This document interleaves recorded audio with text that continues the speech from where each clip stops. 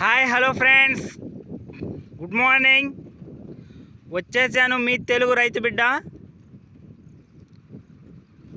Friends, ఈ భూమండలం మీద మొలిచే ప్రతి మొక్క కానీ, చెట్టు కానీ, వృక్షం కానీ ప్రతి ఒక్కరికి ఉపయోగపడేవే ఉంటాయి.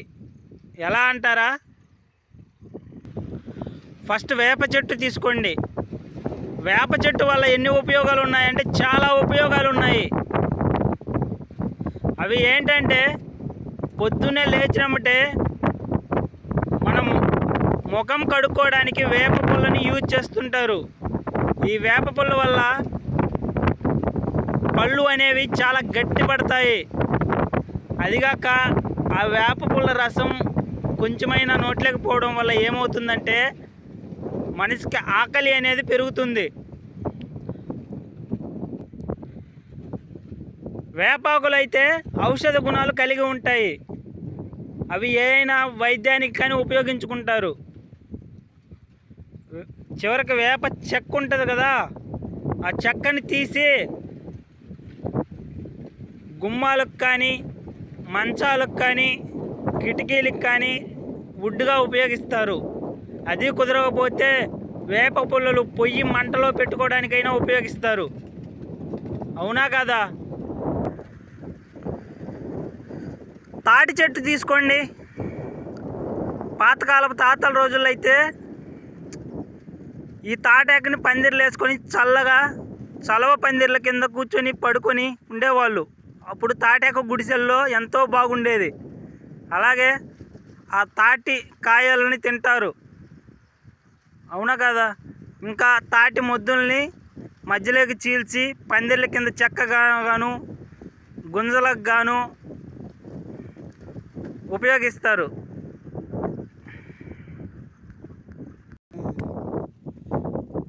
ఫ్రెండ్స్, చింత చెట్టు తీసుకోండి. చింత చెట్టు అనేది చింత ఇగురిని పచ్చడికి కానీ లేకపోతే ఆహార పదార్థాల్లో ఉపయోగించుకుంటారు. ఫ్రెండ్స్, చింతపండుని ఆహారంలో ఉపయోగిస్తారు. చింతకాయలు తీసి చింత తొక్కు పచ్చడి కూడా చేసుకుంటారు. ఫ్రెండ్స్, చింత పుల్లల్ని పొయ్యిలో పెట్టుకుంటారు. పొయ్యి కింద మంటగా ఉపయోగించుకుంటుంటారు. చింత చెట్టు కూడా చాలా ఉపయోగకరంగా ఉంటుంది.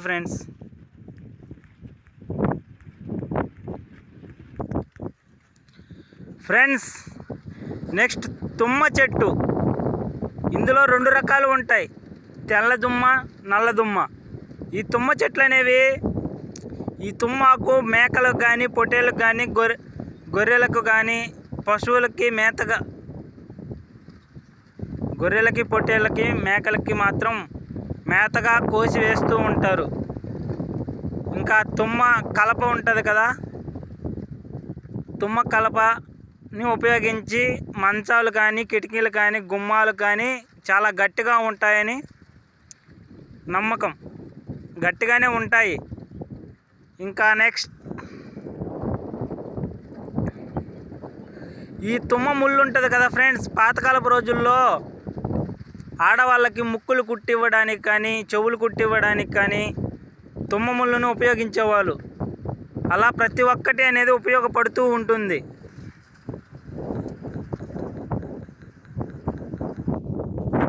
ఇలా భూమండలం మీద ప్రతి మొక్క, ప్రతి చెట్టు, ప్రతి వృక్షం ప్రతి దానికి ఉపయోగపడుతూ ఉంటాయి.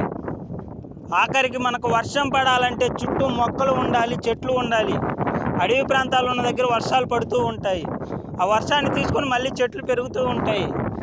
ఇదంతా సైక్లింగ్ ప్రాసెస్లో ఉంటుంది. అవునా కదా?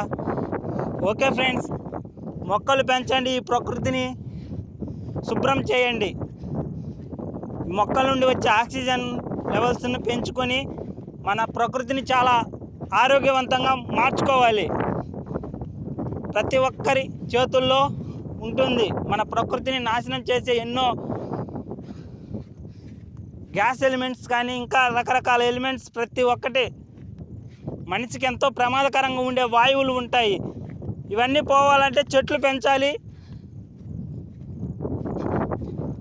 ఆక్సిజన్ లెవెల్స్ని పెంచుకోవాలి. ఓకే ఫ్రెండ్స్, జై కిసాన్ జై జవాన్, బాయ్ ఫ్రెండ్స్.